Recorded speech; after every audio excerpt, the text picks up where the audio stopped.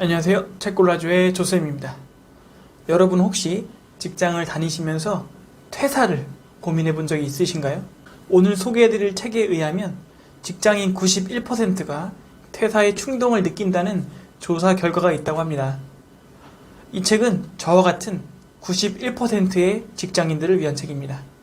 이미 퇴사하기로 작정하신 분은 이 책이 필요가 없다고 느끼실 수도 있겠어요. 그러나 고민하시는 분은 이 책을 꼭 읽어보시기 바랍니다. 이런 내용이 있거든요. 진짜 퇴사해도 되는 사람들은 질문하지 않는다. 그들은 조용히 준비를 마치고 자신이 원하는 시기에 미련 없이 회사를 떠난다. 선택권을 외부에 넘기지 말자. 조급할수록 여유를 두고 전략을 짜야 한다. 정말 맞는 말이죠.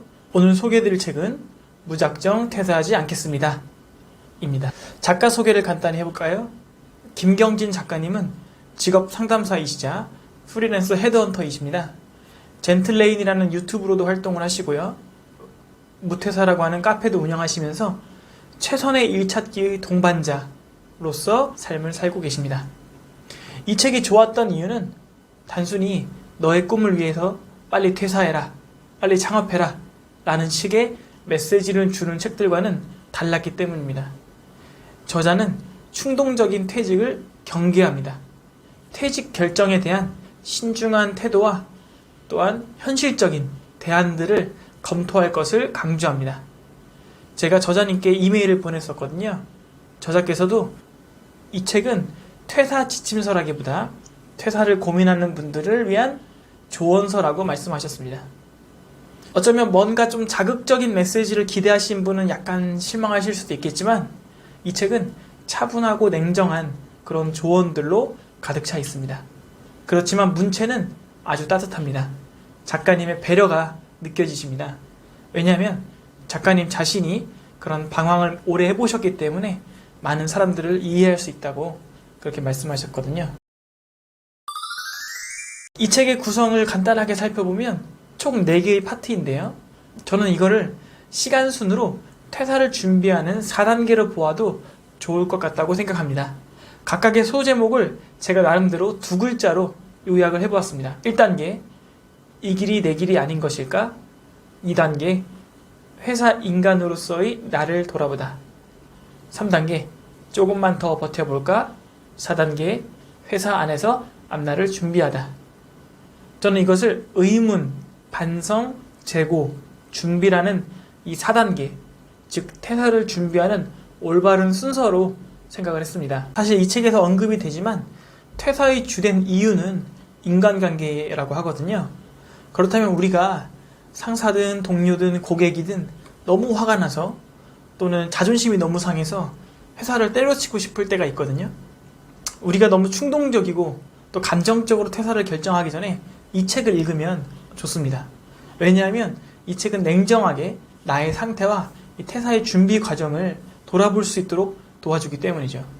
충동적으로 결정하면 결국 제가 손해니까요. 이 책의 목차 흐름대로 냉정하게 퇴사를 준비하면 참 좋을 것 같습니다. 이 책에는 참 유익한 조언들이 많이 있었는데요. 저는 인상 깊었던 조언 2가지만 정리해드리겠습니다. 나머지는 여러분들이 직접 이 책을 통해서 또 작가님의 유튜브와 카페를 통해서 조언을 받으시면 도움이 되실 것 같습니다. 제가 영상 아래 설명에 링크를 걸어두도록 하겠습니다. 1번, 좋아 보이는 일과 정말로 좋아하는 일을 구분해보자. 좋아 보이는 일이 있죠. 또 내가 정말 좋아하는 일이 있어요. 그 2가지는 다르거든요. 좋아 보이는 일의 특징은 방법론에 집착하고 과정을 견딜 자신이 없고 의심하고 질문이 많아집니다. 예를 들어볼까요? 공무원을 한번 예로 들겠습니다. 만약 공무원이 단지 좋아 보여서 도전을 한다면 공무원 시험을 합격하는 데에만 집착하게 될 것입니다. 그러나 실제로 공무원의 종류는 매우 다양하고 하는 일도 천차만별이거든요. 어떤 공무원이 될지 고민하지 않고 방법론에만 집착하게 되면 결국 공무원이 되더라도 후회가 생길 수가 있죠. 또한 공무원이 되는 과정이나 그런 실제로 업무를 하는 그 과정을 견딜 수 없는 경우도 많습니다. 어떤 공무원들은 일반 직장인들보다 육체적으로 훨씬 더 어려운 일이 많거든요. 사명감이 없으면 포기하게 되는 경우가 많아요. 또 공무원의 길에 대해서 계속해서 의심하는 경우도 많이 있죠. 이 모든 특징들은 내가 좋아서라기보다 그저 좋아 보여서 했기 때문에 생기는 것이죠. 그렇다면 내가 정말로 좋아하는 일의 특징은 무엇일까요? 1번, 자료가 보입니다. 2번, 계속하게 되고요. 지속적인 열정이 생기고요. 타인이 아닌 나의 만족을 위한 것이고요. 마지막으로 자기 주도적이 됩니다. 요리를 예로 들어볼까요? 요리를 너무 좋아하게 되면 레시피나 그런 요리 꿀팁, 식재료의 특징들을 계속 공부하게 되면서 자료가 모이게 됩니다. 그리고 평일이든 주말이든 틈날 때마다 요리를 하겠죠. 주변에서는 그냥 시켜 먹으라고, 대충 하라고 그렇게 말해도 내가 열정을 들여서 요리를 합니다. 그리고 그것이 자신에게 가장 큰 만족이 되죠. 또한 더 전문적으로 요리 학원을 다니기도 하고 또 요리의 대가에게 직접 배우기도 합니다. 자기주도적인 것이죠. 우리가 인생을 살면서 좋아 보이는 일과 정말 좋아하는 일을 구분해서 살 수 있다면 얼마나 행복하겠습니까? 저자의 조언을 귀담아 들을 필요가 있겠습니다. 두 번째 조언은 의지력을 관리하자는 내용이었습니다. 의지력이 없으면 우리가 아무것도 제대로 준비할 수가 없으니까요. 5가지의 조언이 있었습니다. 1번, 자책하지 않는다.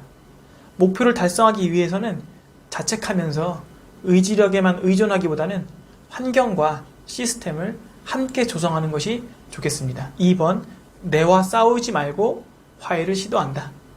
일에서 재미를 느낄 수 있는 요소를 찾아서 색다른 시도를 해보거나 또 성취감을 느낄 만한 포인트를 찾는 것이 정말 중요할 것 같습니다. 3번, 목표를 쪼개서 성공을 맛본다. 아주 작은 성취라도 성공한 경험이 있으면 또 성공할 가능성이 커지는 것이죠. 4번, 체력을 기른다. 평소에 체력을 관리하고 있어야 진짜 필요한 순간에 제대로 의지력을 발휘할 수 있습니다. 체력과 의지력은 연관되어 있습니다. 5번째로, 때로는 아무것도 하지 않는다. 일을 더 잘하기 위해서는 휴식이 반드시 필요한 것이죠. 네, 이 책의 결론적인 조언을 다음과 같이 간단하게 요약할 수 있을 것 같습니다. 조직을 벗어나기 이전에 자기 자신을 표현할 수 있을 만큼 성숙한지, 성공을 정의할 수 있는지, 자유를 감당할 수 있는지를 냉정히 돌아봐야 한다. 맞습니다. 내가 성숙한지, 내가 원하는 성공을 할 수 있는지, 퇴사하면 갑자기 쏟아지는 이 자유를 감당할 수가 있는지 냉정하게 판단해 봐야 하겠습니다. 이것이 바로 무작정 퇴사하기 전에 작정하고 준비해야 하는 것이었습니다. 네, 책 나눠줘 시간입니다. 제가 소개해드린 이 저자의 조언들 중에서 공감이 되셨던 것이 있다면 댓글로 자유롭게 나눠주시면 감사하겠습니다.